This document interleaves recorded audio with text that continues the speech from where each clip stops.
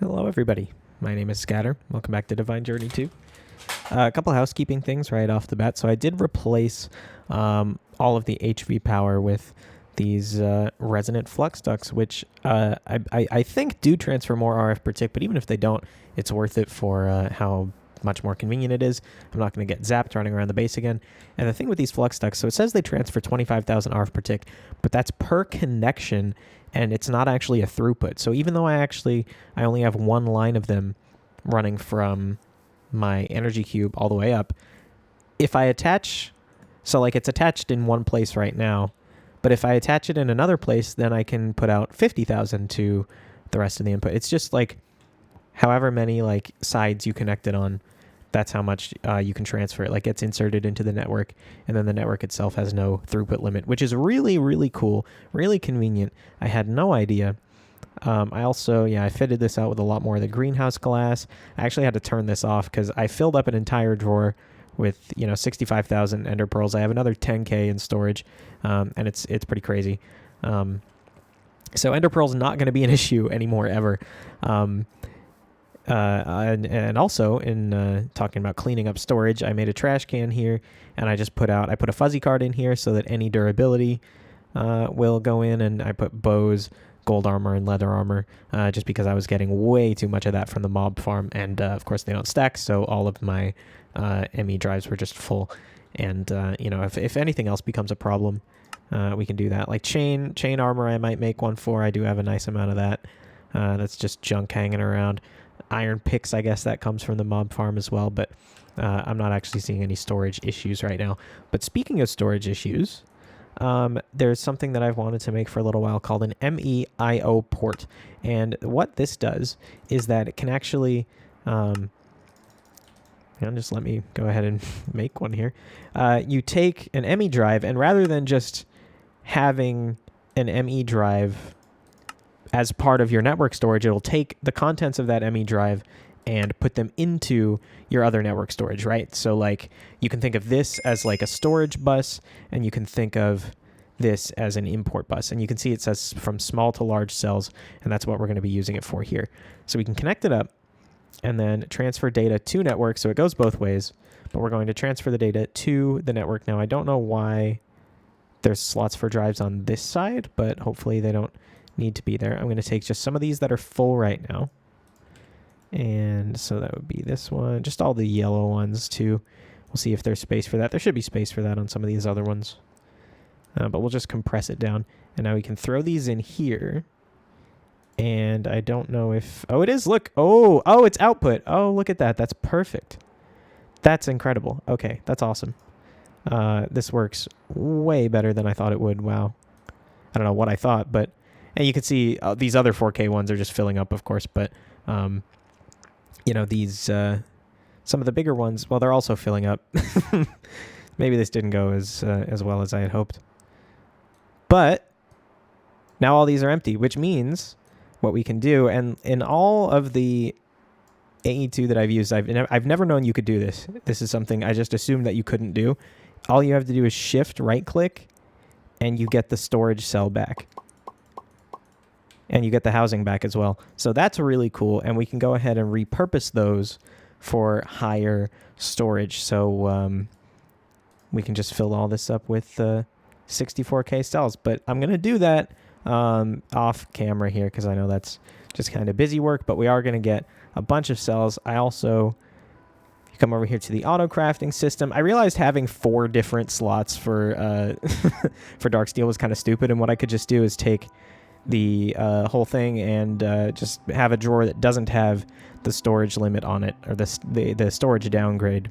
So I put the flux ducts here, I put conductive iron, which we're going to use for the ME storage, and I put dark steel because you can never have too much of that. And if we need anything else in higher numbers than 1 stack, we can just throw them in these drawers, and then I can take the storage upgrades out of those ones. But today, let's dust off the old quest book here. I would not mind getting into some of this. Well, we need to do this quest because this is just all of them, right? I would not mind getting into some of this miscellaneous stuff, but my main goal for today is the Elevadium ingot here. Now that gives us access to chapter 13, And I don't know how far we can really get into that soon. I don't know. Some of this stuff seems like it might take a little bit more. But this is a huge unlock. This is a huge milestone for the playthrough, the Elevadium ingot here, and we're going to need them in pretty large numbers. So to get there, we need these crystal bundles, which means we need to empower all these things. So it's a few roots, herbs, so I may have to set up another farming station for that. Cactus, which we're already farming, which is fine. Congealed slime block. Now, I don't know how we're going to automate this. I can have a look at some of this stuff. What is ectoplasm? Forsaken fish? Okay, that's probably not going to be it. But I can dig through JEI a little bit off camera here, but then if you just take a look for the diamantine, cloudberry, platinum gear, we're fine on platinum. Clay we have a shitload of, and then vivid alloy is just energetic silver and an ender pearl, which is just silver, redstone, and glowstone. So we should be fine on all that. What I really wouldn't mind is a renewable way to get glowstone. I don't know how possible that's going to be. So you can do blacklisted biomes. Yeah, that's only in the nether. So I may have to go set up a builder in the nether or something, but in any case, I mean, for now, we can just go like get all the glowstone we need. But that's a few things I'm going to have to add to the auto crafting. And yeah, we're going to set up the empower for auto crafting as well. So let's go ahead and get into that. So in terms of auto crafting, I was already doing aluminum here for the ME storage. So I just added a compactor here to make aluminum gears. And I've added a whole line here. I was making Enderium base for the palace, and now I'm making that over here for the resonant flux ducts. I'll probably just have to pull that Enderium base out to the drawers because that will be necessary to empower the palace, but everything here, energetic silver, vivid alloy, vibrant gears, and then I used one of these crafters. You just build up from sticks. Well, really it builds up from birchwood planks, so they're going to run out eventually, and I am going to have to automate wood, and I'll do that at some point, but right now it's not super pertinent. And then you're making the energetic alloy there. So with that, along with, I put a farming station up here to make the herbs that I'm going to need. Now, that's not actually running right now. I was having some problems with it. Apparently, cloudberries only work with farming stations if you plant them manually, but then they can harvest, which is very odd to me. But apparently, that's how it works. So that's fine. But I do have a bunch of them from the auto farm I had set up with the aqueous soil a little while back. So I'm not going to worry too much about it now. I am just going to pull everything out here that I need, and then I'll fill back up to do the auto crafting, and that's fine. And then there's just a few more things. So I need clay. I have so much clay. I have too much clay. But that means I have enough clay, which is good. I also need wildeweed, and I need spirit herb, and I need cloud berry, and of course I need the stuff itself. So I am just going to go ahead and make it's diamonds, emeralds, and gold, and it's 3 stacks of the gold one. So I guess I'll just do 1 stack for now. No, I'll make the 3 stacks. I'm going to have to wait for some more auto crafting to get all the materials to make the empowered ones. Emeralds, I'm fine to use a full stack. How many diamonds do I actually have now? 1944. Let's make a whole stack of those as well, because I'm going to need a lot of this Elevadium ingot. So I'm going to not really worry too much about how much of that I use. Now, I still don't know how to really automate this congealed slime block, but yeah, I don't really know. Like not even. Yeah, you can make cheese curds once you get to Galactic Craft and start mining some cheese, but other than that, I'm really not sure. So I guess, you can make this out of a different slime ball and then centrifugal separate it into slime ball and blaze powder. That's actually an insane strategy to get these, and that's might be what I'm going to have to do, because that is the only way I'm seeing to just renewably get the green slime ball specifically, which is what I need before some of this stuff. So yeah, but I'm not going to worry about that right now. I need some cactus as well, which I do have some in the system, but there's also some in the drawer by the farming station. And then what else was it for this? I should be good on that. Platinum gear, I went ahead and just made a stack of I probably should automate that as well, but platinum does seem a little bit more scarce, even though it's really, really easy to come by because I can renewably make the cinnabar now. And then is that everything I need for that as well? It is. And that. And then that. So we should be good on everything. So let's do this. It's very exciting. Now, we're not going to get any quests done right now because the quest for these actually requires you to make all of the kind of empowered stuff. And we're not making all the empowered stuff right now. We're only making what we need for the elevadium ingots. So that's fine. And I'm going to have to... Okay, let me clear these out and come back. Now let's make the crystals. I guess you could call these crystals. I'm not sure if there's like a general term for these types of items. The actually additions crystals. I know I have some in the storage, but that'll do. I'm certainly going to need a lot anyway. Let's go ahead and make the emerald first. So let's do cactus and slime. This is really nice because I can just at a glance look at all the green stuff in my inventory and know that that's what I'm going to have to use. So that's really nice. And so there you go there. This is draining a little bit of power.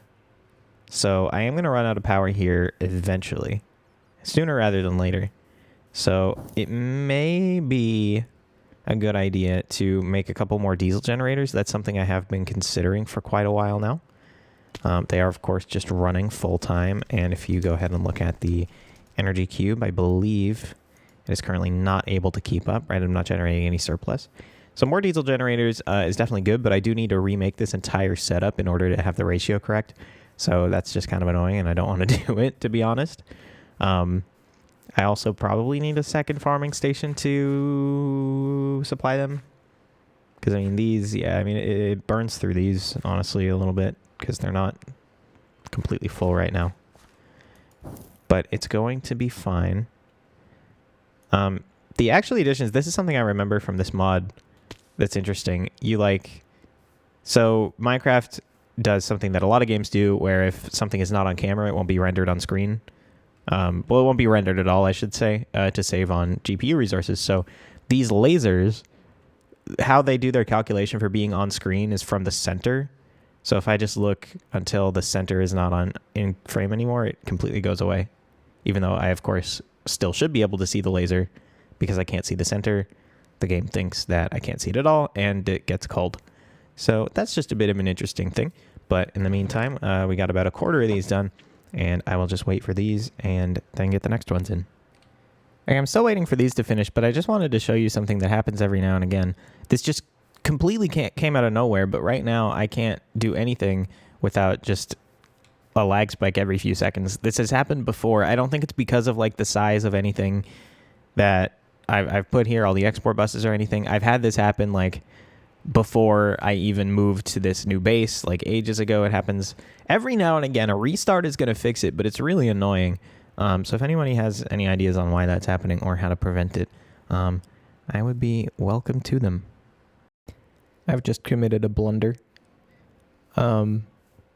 So I thought that I wasn't getting enough power, and I spent a while thinking about like what to do about it, like more diesel gens, get into solar, but then I realized I turned off the builder power, and I realized this was still not going, and I realized it wasn't going at all. Like if it was going to be this slow, like that's really slow. And I, of course, just forgot to reconnect this up to power after I overhauled the HV wiring. So that's all good now. I'm going to go turn the builder back on because I assume that you can still get...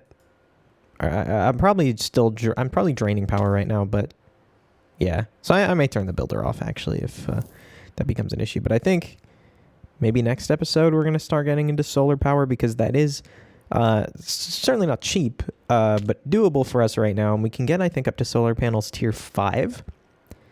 And they produce like a lot of power. So that is going to be good for next time. But now I will actually let this finish up and then cook up the rest. All the emeraldic crystals are finished up, the empowered. And now let's do the diamonds. So cloudberry, And what was the third thing? I don't have anything else blue. Oh, it's clay. Yeah, I guess that's blue enough, but anyway. So there that is. All right. And they shouldn't take too long either. I was just talking about this in the Discord with somebody, but apparently you should note down whenever you get a full solar eclipse, because on these nights you can get the super rare constellation. Now, it's going to be ages before we have to care about that. Astral Sorcery is relatively late game. However, and I've noticed these before, and I've heard that you should write it down, but I was like, how do you write it? What is there to write down? Like, I'm not counting days. If you go into F3, over on the left there by the coordinates on like the bottom of that section, it says day 1952. So there we go. Day 1952 is when we get our total solar eclipse. And that's really good to know. I think it's every like 30, 31, 32 days, something around there, that you get the total solar eclipse. So now we know 1952, and that will be useful much, much later. Okay, as the last of the Demantine finishes up, there we go there. I do have enough ingredients now for 3 stacks of Empowered Glod. So I'll go ahead and throw all that in, and then we should be able to get a full stack of Elevadium ingots. Now, I don't even know what the best thing to use those for is right now, but I have to go grab some more Wildeweed. But it's exciting, very exciting. We're going to have access to this very cool, very necessary material in just a few moments. As I'm waiting for the Empowered Glod to finish up cooking here, we're going to need to combine them in an alloy smelter, and I figured now is a good time to go ahead and make the enhanced alloy smelter. It does take the enhanced machine chassis, which of course we're auto-crafting now, so I don't mind using one sparingly. They're pretty resource intensive still, but whatever, it's fine. And they take 4 alloy smelters, but the speed upgrade is apparently worth it, and there is of course a quest for this, so we might as well do that. So bigger and better, always good. Let's just go ahead. I'm going to put it down. I don't just want to put it down anywhere, although I guess it doesn't really matter too much. Let's go ahead and put it down here next to this other stuff. So it's a little bit tall, which is slightly annoying. I wonder, can you just put an export bus on top there? Probably not, right? I mean, I don't know. But anyway, I assume that also needs a capacitor to work. Yeah, so I'll grab a capacitor. I was not aware, by the way, until very, very recently that you could shift right-click in AE2 or shift scroll, and you can just grab one item out, which is good because if you grab half a stack out and then just put it back, it doesn't work because things can't go into those auto-crafting drawers. So there we go there. Huge power buffer on that. That's fine. It's filling slowly. And we'll let the rest of that finish up, but for now, let's just go ahead and try out just making one of these. So how fast is this machine? Let's go alloys only.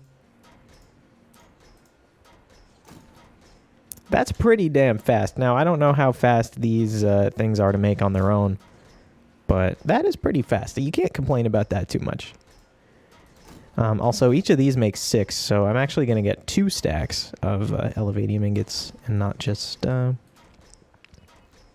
Wait, no, I'm going to get 6 stacks. Oh my god. This is so good. I didn't realize I was going to make that much. Anyway, there's the quests for that. And actually, let's take some time and just claim a bunch of these quests here that I spent some time doing. Now, ooh, what are these things? Water is no longer consumed, or sedimentary rock. I mean, I guess I'll go for that. I probably won't use either of those ever, so it's fine. Definitely going to go for... I mean, I'm auto-crafting both. It doesn't really matter. Actually, no, I'm not auto-crafting platinum, but I can pretty easily, so it's fine. Yeah, I mean, most of this stuff is just kind of inconsequential at this point. We got we get both of those. Very nice. A few mithril. Can't complain. Only 3 more quests to go, but now this is like almost the entire playthrough to actually finish out this chapter, which as a completionist is very slightly annoying. Get some integrated dynamic stuff. Now this is really interesting. This is something we're not supposed to be able to craft until chapter 13, I believe. But we can go ahead and grab one from a reward. And I'm wondering now if some of the other rewards here will give us things. No, it doesn't look like it. things that like you really need. These are the things that you need chapter 13 for. These are the important ones. But anyway. Fluid exporter. Fluid exporter is really good because we can automate pink slime with that. That's lovely. Get some Glod crystals back. That's great. Now, so once we have this item here, we need to empower it in the empower. And the way that we do that is with solidified experience. Now, that's these. They're mob drops, right? And I've just been eating them throughout the course of the playthrough, right? But you actually do need them in this situation. So from the mob farm, I have like 5,600, right? So I'm not going to bother setting up this experience solidifier right now. I assume I'll need it in the future when I like really need a lot of these things. But right now, I should be fine with the buffer that I have. This thing is pretty easy to make anyway, but yeah, it just makes these out of liquid experience, I assume. But yeah, and then to empower this, it's just 4 of these in there. And then to make the thing, it's just the atomic reconstructor. And it does take a fair amount of power every time. So we'll have to see how many we can actually do at a time. Might be a little bit slow, but we're going to get auto crafting set up for the reconstructor at some point anyway. So let's just wait for the rest of this Glod to finish up so that we free up the empower for us to use. And then we get to do something very exciting. And this is the last craft of the empowered Glod crystal coming in, which means it's finally time. Fill my inventories of this solidified experience stuff. I guess I'm actually only going to be able to put 5 in here at a time when we actually can do 6 stacks with the, not in that one. 6 stacks with the stuff that we have. Also, well, I guess plus an extra one, so I'm going to be putting, whatever, it's fine. So grab a little bit more of this stuff, and then I'll refill that up with the Glod crystals. So here we go. Now, I don't know if these take significantly more power to empower than the crystals. It looks like they do. Well, they're not too bad, right? But there we go, empowered crystal bundle. Now, each one of these to turn into the Elevadium ingot, which seems like it's almost all they're used for, takes 100,000 CF, which I'm assuming is just equivalent to RF. But either way, so we have 8 million CF. So with a full buffer in here, we should be able to make 80 at a time. So that's about a stack and a quarter. It's exactly a stack and a quarter. So, but we'll just do the first one for now. And there we go with the Elevadium ingot gone floating. Now, this is a very huge moment for the playthrough because, as you can see here, what are we going to... Oh, what is any of this stuff now? I'm leaving that for now. But, so a lot of this stuff is open up, including jetpacks, which is insanely exciting. And Chapter 13 is open up in 3 different places. So this is, in a word, huge. So it's kind of funny. We spent like over a week in Chapter 11, and we're going to move on to Chapter 13 just after a couple of episodes. Because I am going to get into it sooner rather than later, because it does have ME2 or AE2 auto crafting with the interfaces, these osmiridium osmiridium and iridium itself even is used for a lot of stuff. The rainbow generator is going to be necessary for some things. Just this chapter is one of the biggest upgrades to the general quality of life in a long time. So it's insanely exciting. I can't believe we're actually finally going to be getting into it. And while I wait for the rest of these to go, I actually have something far less exciting than any of this to do. But I just found out about this. So Erebus actually has... I wish this was like in the quest book or something. Erebus actually has what are called sprint legs. And you just make exoskeleton legs. And then with the biovelocity, you just surround it. And these are sprint leggings. So I guess they just make you run faster.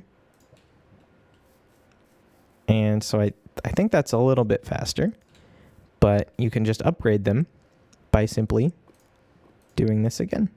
So these are tier 3. It goes all the way up to tier 10. And I certainly have enough biovelocity to do all these. So there we go. Tier 10 sprint leggings. Okay, this is really, really good. just having this constant upgrade now, you are a little bit floaty, it seems like. I think you're technically like not touching the ground maybe or something like that. But let's see if we can go over to these totem poles and get the upgrade from these. Oh, yeah. Oh, yeah. And you like, I'm going back and forth, and it is like noticeably floaty, but very, very cool. We're almost faster just running them with the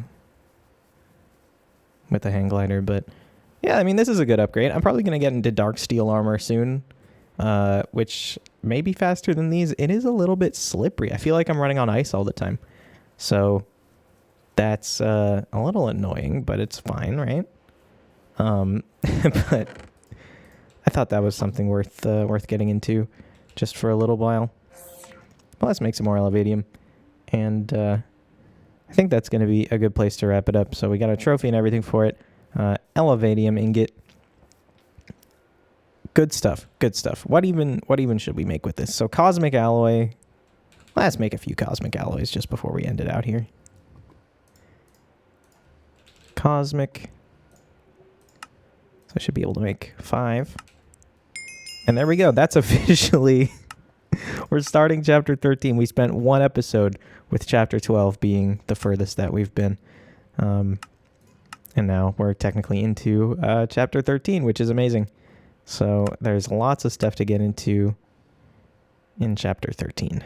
But that will be for another day. So for now, if you made it this far, thank you very much for watching. And I hope to see you on the next one. Bye.